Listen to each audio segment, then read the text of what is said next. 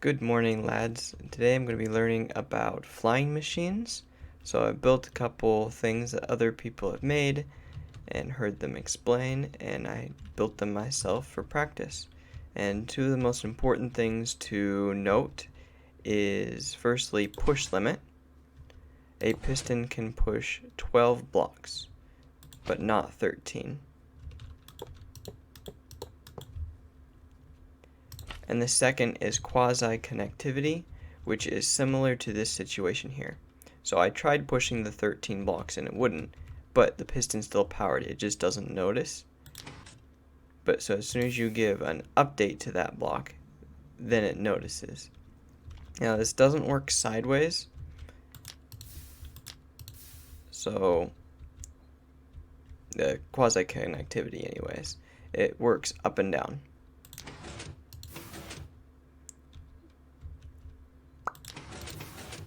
So the piston's actually powered, it just doesn't know it. Don't know why it works. That's the way Minecraft is made. This is also an interesting situation. It stays powered when it's extended, but it won't power itself. So just interesting. Also, if you have it diagonally, it also is weird.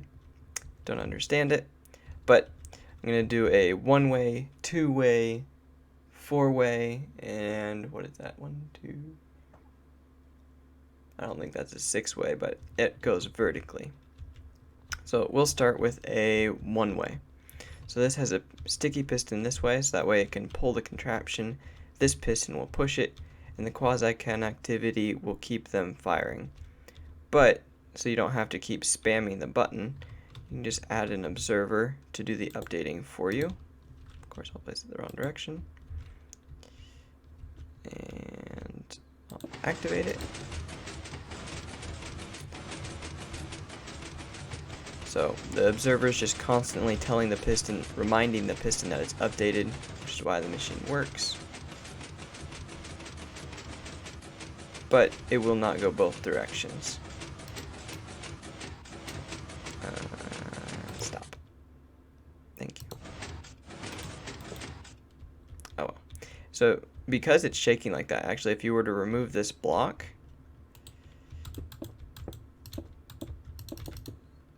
it would just keep going. But I don't want it to. So that is a one directional. It will only fly in that direction. This one can be built in a million different ways. A lot more compact version would be to just have observers, which of course I got rid of. Would be have observers on it. They can face in almost any direction for the machine to work.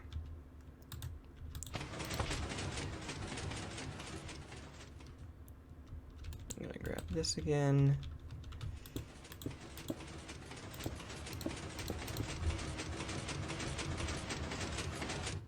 But it made its trip all the way over. I shouldn't have put it there. Should have put it there. Shouldn't matter though. But it will also go the other direction. So, two-way. And I prefer this one a lot more. It's a lot less shaky than that one, so I don't know if I'd ever use a one-way or what it would be used for.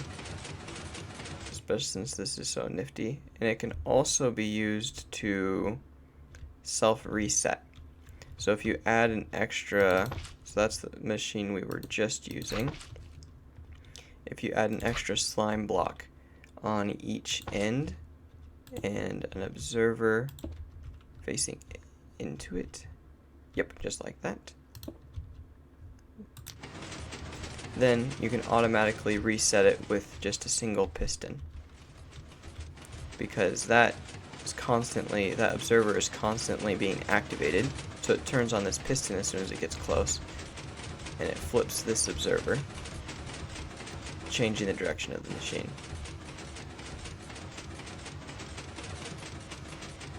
So it'll just keep going back and forth until you stop it. You can stop it by either I think perma powering a block would do it. If not, obsidian wood, but now I'm curious. Would this stop the machine? And I'll build this up just in case it decides to keep flying through. Okay, it just flies right on through. So, just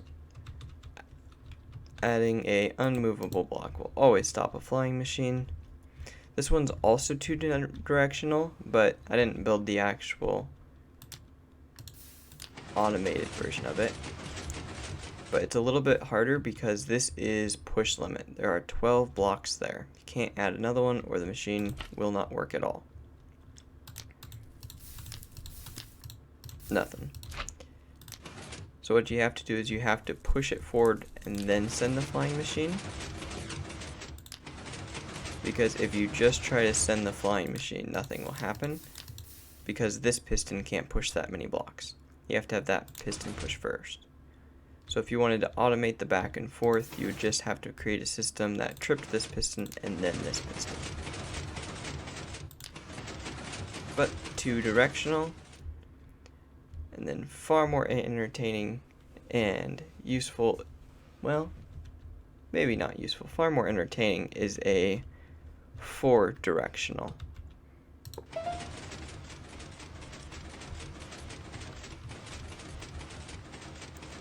So this flying machine will go in all four directions.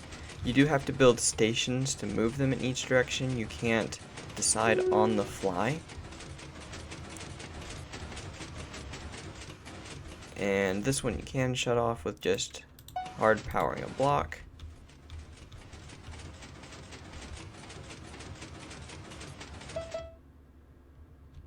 Solid. And this goes four directional as well, but two of the directions are vertical.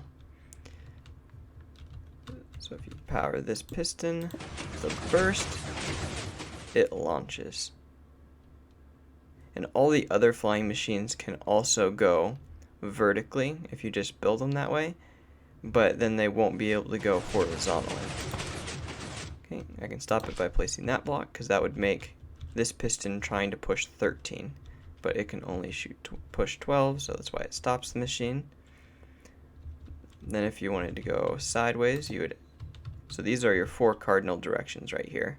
So if you want to go up, you power this one, left, down, right. You just can't leave the buttons there because they break. And you can't use levers because it would perma-power it, not just give it a burst.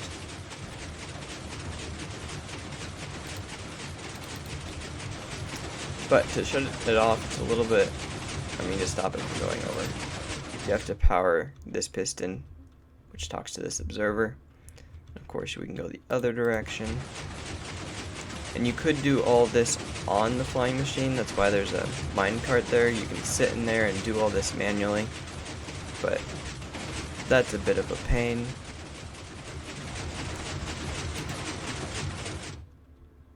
And for the descent.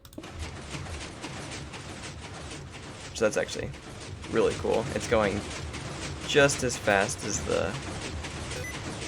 Oops. I thought I had sticky keys, but I didn't. So there's that. I don't think this would be useful for anything other than, say you wanted to self-transport over the void and you're doing a no elytra challenge or something. So maybe in that case it would be useful, because you can, in survival, let's see, no, I'm not going to switch myself to survival, but you can, in survival, activate everything yourself. Just pop that there, and you'll go up. If you want a smoother ride, you can get in the minecart.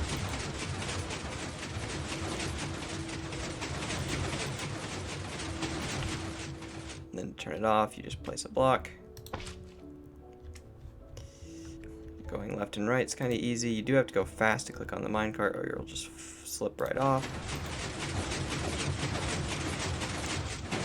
You gotta reach for that block over there.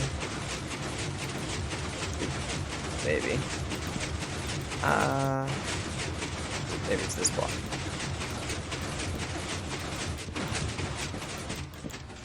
There we go.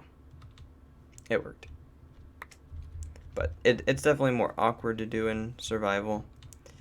Going down's even more awkward because you have to place a button here, I believe. And you can place the button, but the trick is, how do you press it? You really can't get at it from this angle at all. So you have to place temporary blocks, and you have to remember that they're temporary. So I remember this is temporary. Actually, because I'm using slime, I'm gonna go a little ways away. Then I can just jump back on, break the block if I feel like it. So you can do it in survival. It's a little bit harder, but yeah, say you were doing a no elytra challenge, you could still cross the void and do some in-city raiding and stuff. So thank you guys for watching. That's me learning a few things about pistons and how they work. Didn't really go into much detail because I don't fully understand it, but I did learn quite a bit in doing it and building all these things by hand. You do learn quite a bit about how everything works. Please like and subscribe. Stay tuned for the next video. See ya.